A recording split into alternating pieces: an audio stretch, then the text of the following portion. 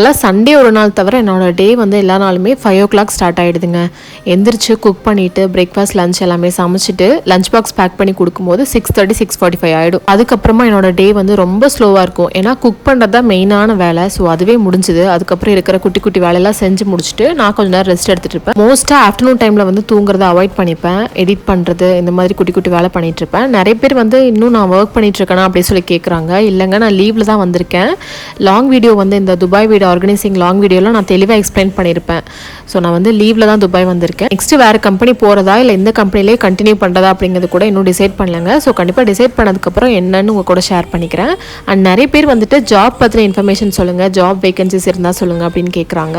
கண்டிப்பாக எனக்கும் இந்த சிச்சுவேஷனில் தேவை தான். பட் தெரிஞ்சதுன்னா கண்டிப்பாக உங்க கூட ஷேர் பண்ணிக்கிறேன். மேரேஜுக்கு முன்னாடி எல்லா வேலையுமே செஞ்சுருக்கேங்க வீட்டில். பட் எக்ஸப்ட் இந்த மாவு அரைக்கிறது எனக்கு அந்த ரேஷியோஸ் கூட தெரியாது.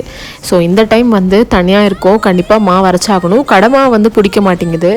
ஸோ எங்கள் அம்மா கிட்ட கேட்டுட்டு அளவாக மட்டும் அரிசி ஊற வச்சுருக்கேன். ஸோ எப்படி வரும்னு தெரியல. அதுலேயும் வந்து எங்கள் ஹஸ்பண்ட் வெந்தயம் வாங்கிட்டு வந்தார். அதை நான் என்ன பண்ணிட்டேன், குப்பை போட்ட போகிறேன்னு சொல்லிட்டு டஸ்ட்பினில் எடுத்து போட்டேன் போல்.